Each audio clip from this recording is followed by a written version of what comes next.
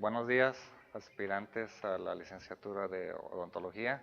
Soy el doctor Carlos Sánchez Marín y yo estoy a cargo del módulo de odontología preventiva. Los 5 temas que se han subido por el momento, si se han fijado, es un poquito mucho para la introducción de la materia, más que nada las 2 primeras que son los tejidos periodontales 1 y 2, y también sobre la placa dentobacteriana y caries que llevan mucha relación, y por último la técnica de cepillado. Entonces, voy a hacer un breve resumen de cada una de las presentaciones, que es lo más importante que hay que revisar. Cada presentación por lo regular lo hice muy concreto, tiene 10 diapositivas para que sea sencillo de aprender y de poder entender. La primera, como vieron ahí, odontología preventiva, lleva una materia que se llama periodoncia, donde se encarga de ver todos los tejidos que rodean al diente. Y entonces ahí en una de las imágenes ahí se dan cuenta que se manejan las encías, cemento, hueso alveolar, los tipos que ahorita voy a ir tocando cada uno de ellos. Dentro de la primera estructura anatómica están las encías. Y como cualquier boca, ya sea infantil o de adulto, ellos llegan a manejar cosas similares, que puedan haber variaciones. Esta es de la arcada de un adulto y esta es de la arcada de un niño. Y también obviamente ya en relación con la anatomía dental, también varía la cantidad de dientes que llega a haber.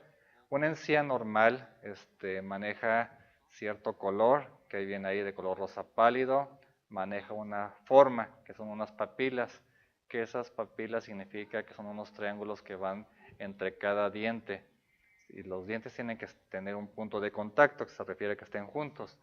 Si llega a haber una separación, este tipo de papilas se llegan a perder, y entonces en consecuencia se ven ahí unos agujeros negros, que ya es medio antiestético, pero no significa que tenga enfermedad periodontal o que tenga algún daño. A veces puede ser algo normal, pero son lo que le llaman diastemas, son separación entre los dientes.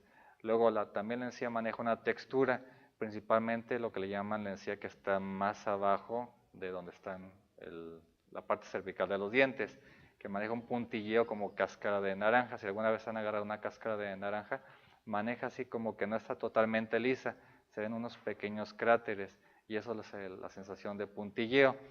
Y por ejemplo, la consistencia pues es firme, y en algunas zonas está resiliente, que se llega a mover.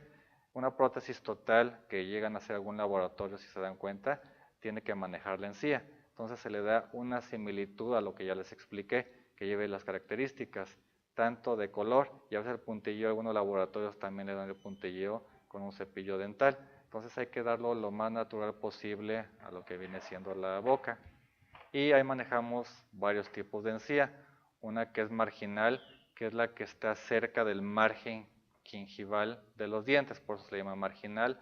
Otra que está insertada, que es la que se encuentra en la parte inferior, que prácticamente está adherida, como dice, o insertada al hueso alveolar por medio de un periósteo. Y otra de ellas es la interproximal, que esa se encuentra entre cada diente. Y entre cada diente, si lo vemos de una forma lateral, ahí como viene en la presentación, forma un col, una zona de col, que es como que siguiendo los contornos de los dientes. Y ahí vienen los tipos de encía, que ya se los expliqué, que vienen para que la revisen: marginal, insertada, interproximal y la zona interproximal, donde maneja el col. Luego de ahí, parte histológica que se maneja, es que hay varios tejidos. Un tejido epitelial que se encarga de darle recubrimiento a lo que viene siendo la parte interna de la encía ante ataques. Y ahí viene qué tipo de estratos celulares, entonces eso para que lo repasen en su casa. También hay una membrana basal, que es la interfaz entre el epitelio y tejido conjuntivo, es como la parte intermedia. Y por último viene siendo el tejido conjuntivo, que ya está más íntimamente adherido a lo que va hacia en contacto del hueso alveolar, y ahí viene sobre qué está constituido. Y de ahí este recubrimiento epitelial, la primera parte, manejan varios tipos de epitelios, uno que se llama el epitelio oral, circular y epitelio de unión, que esto ahí, por favor, repásenlo ahí para que vean a qué se refiere, y es donde habla sobre los diferentes estratos de encía, y si hay alguna duda, pues me lo hacen pregunta ahí en el foro. Luego, las funciones del epitelio tiene varias. Una de ellas es una barrera mecánica, Esto significa que es una barrera mecánica en contra de los alimentos o de alguna agresión que pudiera haber, que pudiera llegar al hueso. También protege a los tejidos propios del diente, que es la parte interna. Luego provee una parte sensorial para poder identificar las bacterias que son normales de la flora bucal, como también las flores que es anormal, y entonces inicia un proceso inflamatorio, que ahorita lo vamos a verlo con respecto a la placa dental, y también activa respuestas inflamatorias inmunológicas con respecto a alguna agresión que pudiera haber, ya sea alguna agresión mecánica, una agresión física, alguna agresión bacteriana o alguna agresión que propiamente quirúrgica, que a veces se necesita realizar algún procedimiento quirúrgico. Y ahí vienen algunas partes de irrigación e inervación, que por favor, pues esto necesito que lo repasen y que se aprendan lo básico. Con respecto a la segunda parte, que viene siendo, ahora vamos a ver sobre esta estructura que viene siendo el ligamento periodontal. Este ligamento periodontal es la estructura que va a rodear y que va a mantener a un diente. Si por ejemplo este viene siendo el diente, alrededor que viene el hueso, obviamente los dientes tienen cierta movilidad, no son totalmente inmóviles. Entonces entran dentro de un tipo de articulación que se llama gónfosis, que esto permite cierta movilidad, y esto es porque hay muchas fibras alrededor del diente y eso lo va a permitir. Entonces, ¿eso en qué nos va a ayudar? Pues esto mucho se aplica, por ejemplo, en la parte de la parte ortodóntica, que los ortodoncistas necesitan hacer movimientos ortodónticos y entonces hacia donde se vaya el diente a veces se empiezan a apachurrar o a apretar esas fibras de ligamento y empieza a haber un proceso de remodelación en esa parte del hueso, que ahorita lo voy a platicar, que entran los osteoclastos, osteocitos para formar esa parte del hueso, y en la otra zona se empieza a generar un espacio por ese estiramiento de las fibras. Lógicamente viene ahí derivado del ectomesénquima y es una estructura del saco folicular. Entonces a partir de ahí se empiezan a derivar también el cemento y el hueso alveolar. De este ligamento periodontal es muy importante mantenerlo estable. ¿Por qué? Porque si empezamos a dañarlo, ¿qué va a pasar con el diente? Va a empezar a tener movilidad. Esa movilidad va ocasionada por el apósito de placa dentobacteriana, que en consecuencia con el paso del tiempo se va a formar un sarro y cálculo, y eso va a ocasionar que se retraigan las estructuras de soporte del diente. Eso es lo que se llama una enfermedad periodontal, y por lo regular estos ligamentos tratan de mantener el diente lo más que se pueda, y ahí en otra diapositiva vienen los tipos de fibras, que hay fibras horizontales, como su nombre lo dice, van en este sentido, a veces de diente a diente. Luego vienen las fibras oblicuas que vienen en este sentido, y las apicales, que son las que se encuentran alrededor del ápice, y es la última parte donde mantienen al diente en su posición antes de que se caiga en una enfermedad periodontal muy severa. Luego, aquí vienen unas estructuras que forman ese ligamento, que esto por favor para que lo repasen allí en su casa. Pero hay una estructura importante que le llaman propioceptores. Esta propiocepción, hay ciertos tratamientos que tenemos que realizar. Por ejemplo, cuando ya no hay dientes, tratamos de conservar dos dientes, y esos dos dientes se le hacen endodoncia, y entonces queda el puro capuchón, como si fuera aquí un ejemplo, aquí está un hueso de la mandíbula, y entonces se deja sumergida la raíz con un pequeño capuchón. Entonces cuando llega la prótesis y asienta sobre esta zona, eso todavía, ese raíz que quedó, manda la información al cerebro que hasta ahí se tiene que apretar. Entonces por eso se le llama propiocepción, porque es una información del sistema nervioso para poder saber en qué momento tenemos que parar. Cuando un paciente ya no tiene dientes y tiene nada más la pura prótesis, entonces ya no tiene esa sensación y es contacto de prótesis con el hueso. Y de ahí viene también lo que ya vimos en la encía, vienen ciertas estructuras que irrigan y lo inervan, para que por favor lo estudien. Luego, la siguiente estructura que vamos a hablar viene siendo el cemento radicular. Como ustedes saben, ya vieron en anatomía dental, tenemos el esmalte, que es lo que cubre la parte de la corona. El cemento es la estructura que cubre la raíz, pero esta parte de la raíz es donde va a tener mucho contacto íntimo para mantener al diente en su posición, junto con las fibras del ligamento más el hueso que viene en la parte externa. Entonces ese es el complejo que nos va a darnos la articulación del diente en el alveolo. Una de las funciones, como ya les expliqué, inserción de las fibras del ligamento, conservar y controlar la anchura del espacio del ligamento periodontal, porque debe de ser todo similar. En el momento que empieza a haber una presión hacia un lado, es donde puede ocasionar ya estos cambios del hueso, que exista una regeneración, donde se empieza a formar de un lado y en el otro lado se empieza a reabsorber el hueso con respecto a movimientos ortodónticos o a veces en la parte de la prótesis. Cuando existen fuerzas anormales de los dientes que caen, van a causar una inflamación de ese diente y entonces a veces se puede tener una confusión en el diagnóstico, que uno podría pensar que viene de la parte endodóntica, adentro de la pulpa, pero resulta que el problema es por un trauma oclusal, que viene por la inflamación del ligamento periodontal.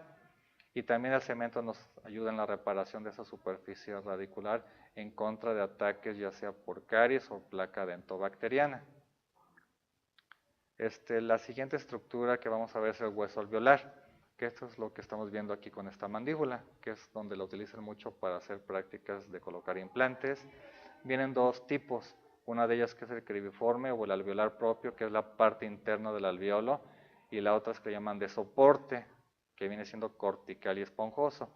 El hueso de la mandíbula tiene siendo un hueso cortical porque está más denso. El hueso de la maxila le llaman hueso esponjoso, que tiene unas trabéculas que por eso lo hacen más esponjoso.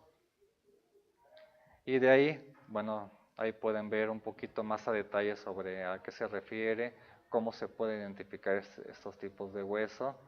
Y en esta figura que les puse ahí en la diapositiva, vienen varias estructuras, unas que vienen siendo las fibras del ligamento periodontal como número 1, y de ahí viene lo que viene siendo el hueso cribiforme, que está compuesto con unas fibras de Sharpe que también se encargan de mantener lo que viene siendo el diente con respecto al hueso, y el número 3 viene unas líneas de incremento, y ya por último en sí vienen siendo las ostionas, que son los huesos de soporte. Las células que se encuentran en el hueso, hay células osteoprogenitoras, osteoblastos, osteocitos y osteoclastos. Ahí viene cada quien más adelante cuál es la función de cada una de ellas, para que sepan, pero principalmente los osteoclastos son los que se encargan de la resorción ósea en caso de los movimientos que ya les expliqué anteriormente de ortodoncia o ante algunos movimientos anormales de los dientes. Osteoblastos y osteocitos tienen mucha relación, donde los osteoblastos son las precursoras para formar los osteocitos. ¿Sí? Y por último, el hueso tiene dos capas, unas que se llaman periósteo y otra es la que es un endostio, y allí en la presentación viene una figura donde viene un cilindro. El periósteo es la capa externa que cubre ese hueso. En un procedimiento quirúrgico hay que respetar mucho esta estructura cuando se hace una liberatriz, por ejemplo, el bisturí se coloca y necesitamos separar esa encía, entonces ese periósteo uno tiene que entrar y separarlo con mucho cuidado. ¿Para qué? Porque eso, cuando se vuelva a suturar, la cicatrización va a ser mucho mejor para el paciente y también para las estructuras propias del hueso de soporte, más que nada en la encía. Si no, lo contrario, va a empezar a haber resorciones y es donde viene la parte problemática, porque se puede causar otro tipo de problemas. Bueno, el siguiente tema, el número 3, es la placa dentobacteriana, que esta es una masa blanda adherente de colonias bacterianas que se adhieren a las superficies dentarias, también a la encía y a otras superficies bucales que se pueden quedar también en la mucosa, en los carrillos, cuando no se aplican métodos de higiene. Entonces esto es como un inicio, que no crean que es de un día para otro que ya va a causar un problema, sino que con el tiempo se van acumulando lo que vienen siendo las bacterias y empiezan a causar destrucción. Entonces esta placa es principalmente responsable ya sea de la caries o del desarrollo que se llama la gingivitis, que es la inflamación de las encías. Y esta placa está compuesta por una matriz intercelular, por bacterias y por células individuales. Y esta, ¿cómo la podemos identificar? En una de las imágenes que les puse ahí, hay unas placas reveladoras, que estas un paciente se las toma, las empieza a masticar y luego escupe, y entonces los dientes se van a verse marcados más oscuros de color violeta cuando existe esta placa bacteriana puesta, y esto es lo que se hace mucho en las técnicas de cepillado, en citas de seguimiento, para ver qué tanto es lo que el paciente ha mejorado o si ha empeorado.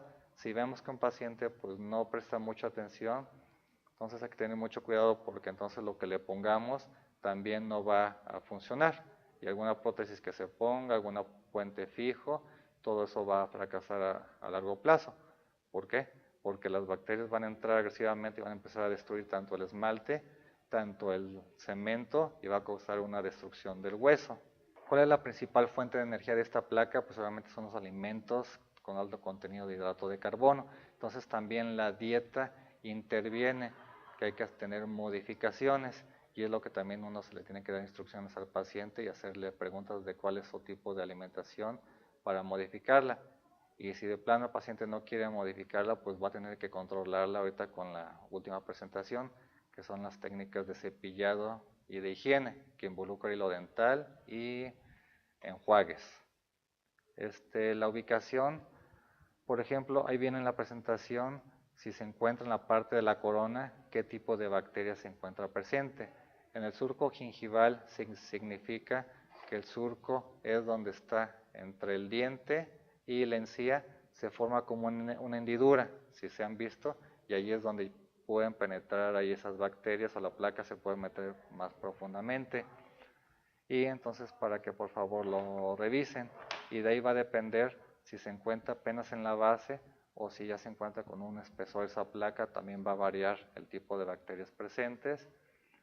Y también en otras presentaciones les puse el tiempo, donde si es una placa temprana, qué tipo de microorganismos se presentan, o si es a los 7 días o 14 días, eso para que lo repasen en el examen, porque les voy a preguntarles ahí qué tipo de bacterias se presentan en cada tiempo. Y entonces, ¿qué factores influyen para lo que es la placa? Pues obviamente viene la dieta, que ya les expliqué, luego la persona, o sea, el huésped, porque hay ciertos pacientes que con su saliva, que es una de las presentaciones que vienen en la segunda ronda, hay cierto tipo de saliva, el contenido, que eso ayuda como la autoclisis, entonces ayuda un poquito para limpiar la boca. Hay otros pacientes que a pesar que se cepillan, tienen mayor predisposición a que se acumule la placa en sus dientes. Luego, ¿qué tanto llevan ese control? ¿En qué sitio? Porque hay ciertas zonas que se predominan más fácilmente que otras.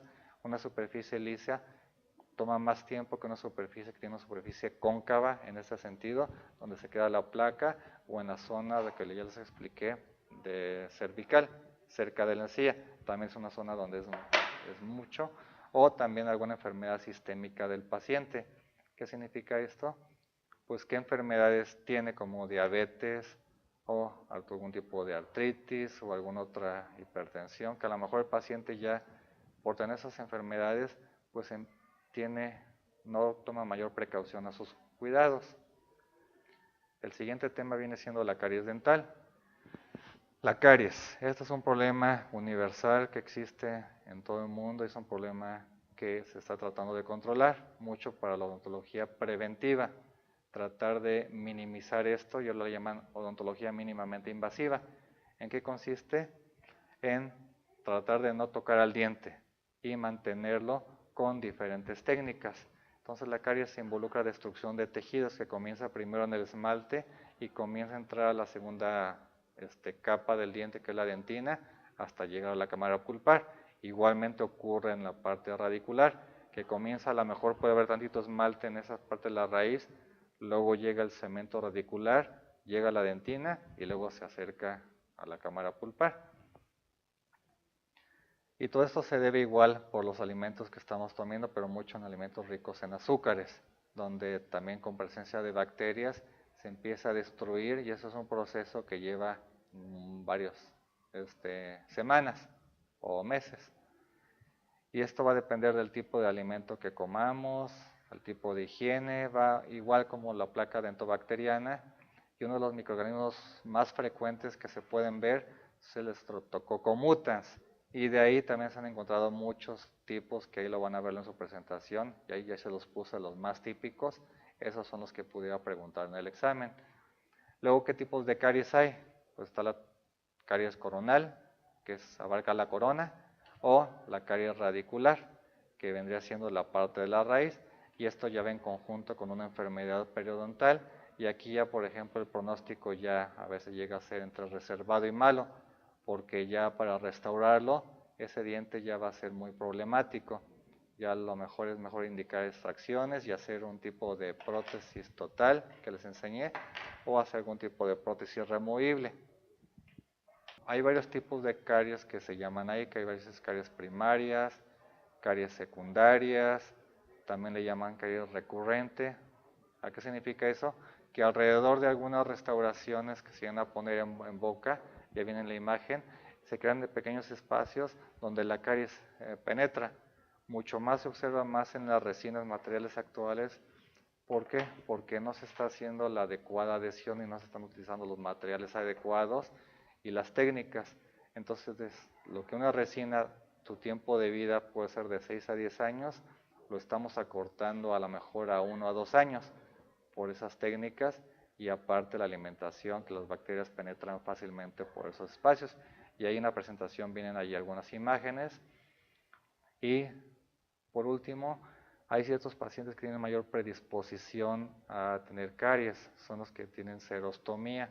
Xerostomía significa que tienen boca seca, y eso puede estar causado por alguna enfermedad, alguna sistémica, alguna toma de muchos fármacos que condicionan las glándulas salivales que se cierren y no produzcan la suficiente saliva. Luego también pacientes que van a estar en quimioterapia. Entonces, por eso siempre hay que hacer un tratamiento preventivo antes que entren en radiación o quimioterapia, porque rápidamente se pueden deteriorar porque las glándulas ya no sale saliva. Entonces, por eso hay que tener mucho cuidado con esos pacientes. Y por último, vamos a hablar sobre las técnicas de control de cepillado. Este es un tema un poquito controversial, más que nada por el cepillo. ¿Qué cepillo es el mejor? Aquí esto dicen que entre el más duro está el cepillo, más fácil va a limpiar, pero eso es falso, porque si ocupan un cepillo muy duro, ¿qué va a pasar? El paciente por lo regular no sabe las técnicas y lo va a hacerlo así de adelante hacia atrás rápido, y eso va a ocasionar un problema en el cemento. Puede ocasionar que se empiece a desgastar y se empiezan a formarse zonas así como de cuña por ese desgaste, y también se va a ocasionar recesión de las encías, y en consecuencia va a traer otros efectos nocivos. Entonces el cepillo más adecuado es entre uno mediano y uno suave. Eso lo va a determinar el dentista dependiendo de lo que encuentre en su boca y cómo están las estructuras anatómicas, porque también de las encías hay muchos diferentes tipos de biotipos. Unos son encías delgadas, otros encías más gruesas, y entonces eso va a depender qué tipo de cepillo. Entonces, ¿qué elementos se ocupan? Cepillo dental. Y aquí en la presentación les puse 3 técnicas de cepillado. Una de ellas es la técnica rotacional o circular. Viene ahí muy clara, donde viene movimientos rotacionales o circulares. Viene otra técnica que les maneje, que es cepillado de Charters, que ahí viene explicado sobre cómo se posiciona el cepillo. Y por último viene siendo una técnica de Bass, que esa es la que más se utiliza en la actualidad en la mayoría de los consultorios. Y también hay otra que llegaron a poner, estigma modificada. Esas dos últimas son las más utilizadas. Entonces, en el examen, por favor, para que la revisen, vean cuáles son las diferencias entre una y otra, y eso es lo que voy a preguntarles en el examen. Otro elemento que se puede utilizar mucho es el hilo dental, pero eso a veces tiene una complejidad dentro del uso. ¿Por qué? Porque hay que colocarlo enhebrado en los hilos, y a veces puede tener mucha complicación para ciertos pacientes. Hay unos hilos dentales que ya venden, por ejemplo, en Walmart, donde viene la forma de Y y viene el hilo dental ahí establecido. Unos vienen rectos y otros tienen una curvita. ¿Eso para qué es? Para hacerlo más fácil al paciente, y entonces lo colocan en la boca, entra, se lo limpian y lo vuelven a sacar. A diferencia del hilo dental, que uno lo suelta y uno lo saca. El otro, a la hora que lo saquemos, podemos como que embarrar o tirar el alimento hacia otro lado. Luego, pastas dentales.